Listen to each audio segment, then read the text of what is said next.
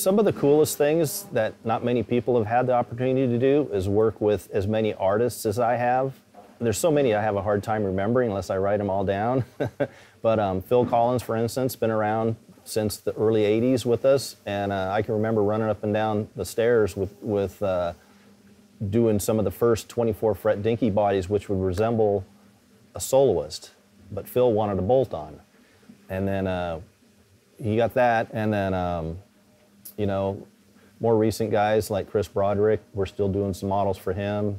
Misha, we've done a lot of things. We still do a lot of stuff for Scott Ian, who's been around forever, Phil Demmel, Travis LaViere, Marty Friedman, Jeff Loomis, Dave Ellefson.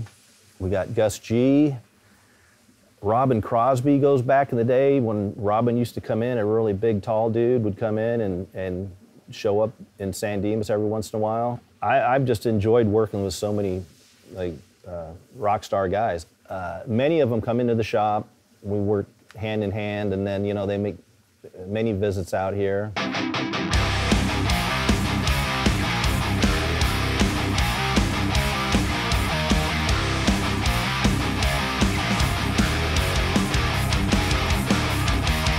Nick's a really cool guy. Got to go to a couple of his shows. He goes to NAMM, and one of the guitars for him that's going to be at NAMM is going to be a carbon fiber on the head cap and carbon fiber on the body. And it'll be his standard soloist type model with the reverse head and his signature pickups and all that stuff, and his bridge that he designed. So that'll be a cool one to look at. Broderick's going to have one there, which is like his. It's a pointy V shape, which he's had a couple of prototypes made. Now we have one that's going to be at the show this year. Adrian Smith of Iron Maiden is going to have a guitar there, 2 Minutes to Midnight. It's got a really killer graphic on it, like the album cover.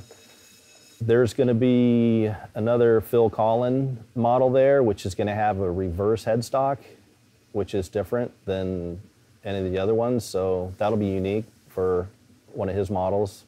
You'll still have the sustainer and all the other parts in it, like his other ones do.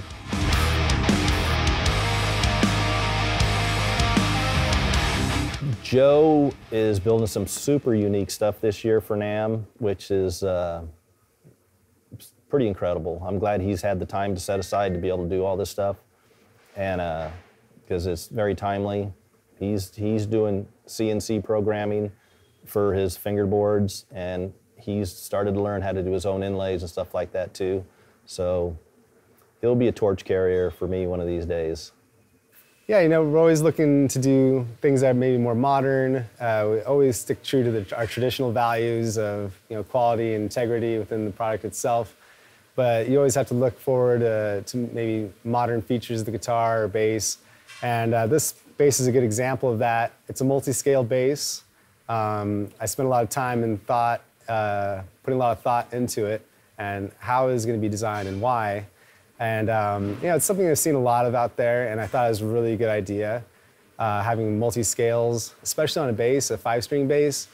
I'm not a bass player, but I played quite a bit.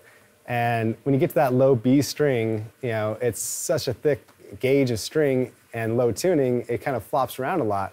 So the idea behind the multi-scale aspect of it is, you know, try to balance that tension, and it should be should play a lot better, feel a lot better, and be better performing instrument than just a standard scale bass.